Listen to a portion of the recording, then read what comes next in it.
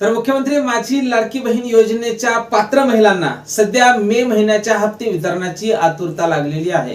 कारण आता मे महिना संपून 4 दिवस झाले. आजची 4 जून आहे आणि मिळालेल्या माहितीनुसार या हप्त्याचं वितरण हे लवकर होणार होतं.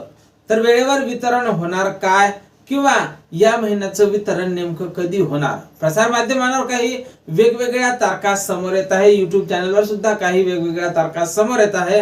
तर खरंच कोणत्या तारखेला वितरण होईल आणि किती महिलांना या हप्त्याचं वितरण होईल हे सुद्धा अत्यंत महत्त्वाचं असणार आहे. कारण बऱ्याच महिला अपात्र झाल्या असल्याची माहिती समोर येते. तर खरंच किती महिलांना हप्ता येईल, कधी येईल आणि या हप्त्यासाठी कोण महिला पात्र असतील या संदर्भातली माहिती आपण समोरच्या अगदी थोड्याशा व्हिडिओमध्ये पाहणार आहोत. त्यापूर्वी तुम्ही जर नवीन असाल तर नक्कीच आपल्या व्हिडिओला लाईक करून चॅनलला सबस्क्राईब करा. व्हिडिओ अत्यंत महत्त्वाचा असणार आहे आणि थोडासा असणार, त्यामुळे व्हिडिओला कुठेही स्किप न करता शेवटपर्यंत पहा. नमस्कार, मी भाऊसाहेब गोडे स्वागत करतो तुमचं लाडकी बहीण योजनेच्या एका नवीन व्हिडिओमध्ये.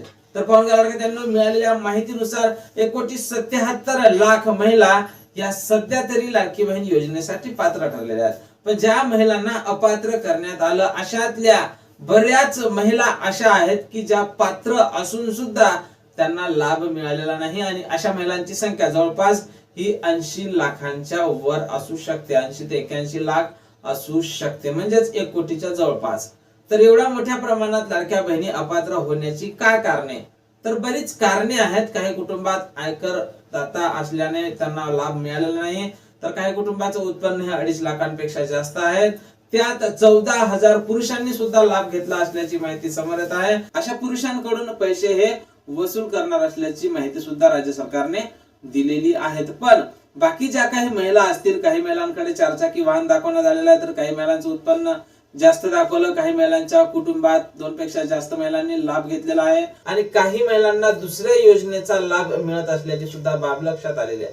काही महिलांकडे नमो शेतकरी योजना, पीएम किसान योजना किंवा अन्य कोणत्या योजनेचा जर तुम्ही लाभ घेत असाल तर तुम्हाला निश्चितच लाडकी बहीण योजनेतून आता वगळण्यात येणार आहे. पण सध्या मार्च आणि एप्रिलचा हप्ता ज्या महिलांना मिळाला त्या महिलांना सध्या आतुरता लागलेली आहे की मेचं वितरण हे कधीपर्यंत होऊ शकते. तर लाडक्यांनो, राज्याचे मुख्यमंत्री देवेंद्र फडणवीस साहेब यांनी असं सांगितलेलं आहे की केवायसी पुन्हा संधी उपलब्ध करून दिल्या जाऊ शकते. कारण केवायसी साठी बऱ्याच लाडक्या बहिणी हे आक्रमक होऊन महिला बालकल्याण विभागात जाऊन त्या संदर्भात विचारणा करत आहे.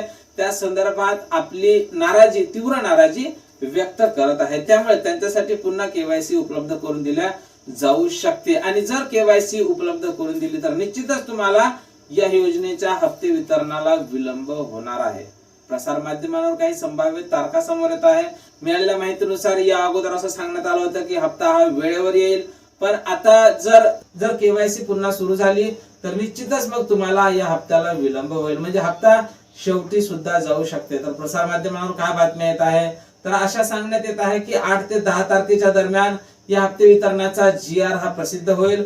त्यानंतर काही 2 ते 3 दिवसात त्यांची प्रोसेस चालत असते. त्यानंतर हप्ते वितरणाच्या घोषणा राज्याच्या महिला बालकल्याण मंत्री ह्या करतील. त्यानंतर वितरणाला सुरुवात होईल आणि वितरण 15 ते 20 तारखेपर्यंत जाईल. तर वेगवेगळ्या तारखा आहे. काही प्रसार माध्यमांवर अशा बातम्या येत आहे की 15 ते 20 तारखेच्या दरम्यान.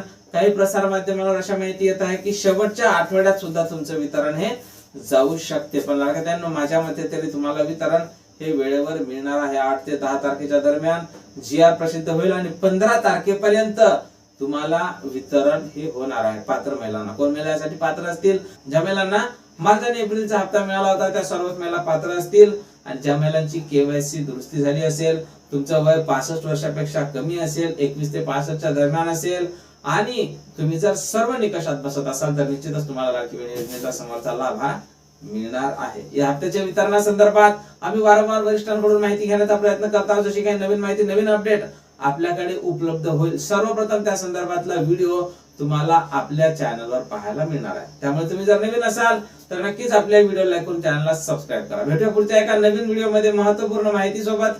जय महाराष्ट्र.